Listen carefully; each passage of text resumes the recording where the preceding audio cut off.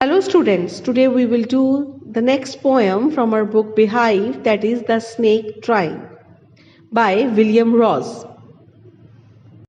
The poem The Snake Trying is based on the theme of prevention of cruelty towards animals. The poet develops this thought by requesting people to maintain ecological balance and not to harm any species. In this particular case, the snakes. Since all snakes are not venomous, they are harmless and attack human beings only in self defense. Hence, they should be left on their own. They have a right to existence too. Now we will discuss about the poet. The poet William Ross was a Canadian geophysicist and poet.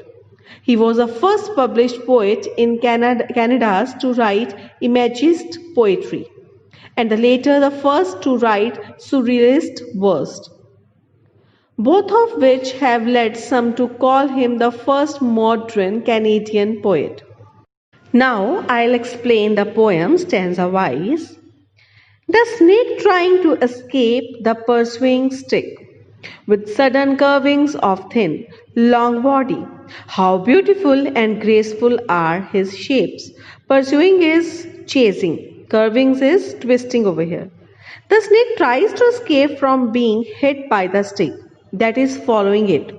As the snake crawls, its body twists and turns, forming fascinating shapes.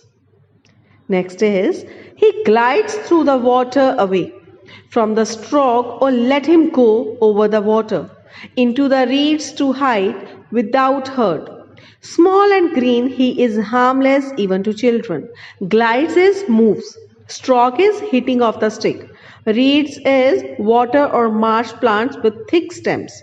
So what the poet is telling in this stanza, the snakes move through the water in order to save itself.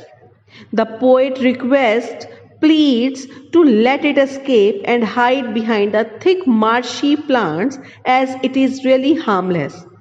The small green colored snake is harmless even to children. Next is, along the sand he lay until observed and chased away, and now he vanishes in the ripples among the green slim reeds. Vanishes means disappears. So the poet is telling us, till it was spotted and chased away by the person holding a stick, it lay quietly in the sand. It is really harmless. In order to save itself, the snake disappears in the ripples of the water and hides in the green bushes of the marshy plants. So, bache, now we will discuss about the literary devices used in the poem. First of all, I would just want to tell you that there is no rhyme scheme in this poem. Rhyme scheme is absent in this poem as this poem is written in free verse. Then comes about the literary devices. First of all, transferred epithet. What is transferred epithet? When the adjective used with a noun refers to the noun other than the one with which it is used.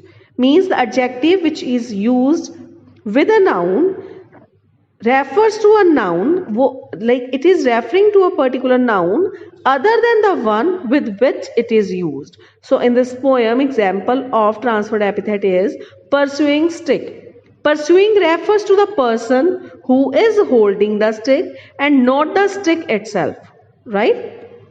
Then comes alliteration. Alliteration is the repetition of the consonant sound in two or more consecutive words. So example is, he is harmless, as H and H has been repeated. Imagery has also been used in this poem. The poet uses a certain description that is appealing to the senses. Then comes personification. We find that the poet refers to the snake as he would refer to a human being. So personification has also been used in this poem. Now we will discuss about the title of the poem. The title reveals that the snake is making an effort. This title is repeated in the opening line to reinforce the trying by the snake. It makes the reader curious and he reads the rest of the poem to learn that the snake is a victim and is trying to save himself from someone who is chasing him in order to kill him with a stick. Thus, the title is apt as it initiates the inquisitiveness of the reader and prompts him to find out about the snake's efforts. What message do we get from this poem? The poem, in very simple and clear words, conveys the message that all creatures of nature need to be treated in a kind and sympathetic manner. Even snakes must not be attacked because they don't bite unless they sense a danger to their life. Moreover, there are certain varieties of snakes that are not poisonous and are hence harmless. I hope you have understood the poem and you will also not harm any animal intentionally or unintentionally. Thank you for watching.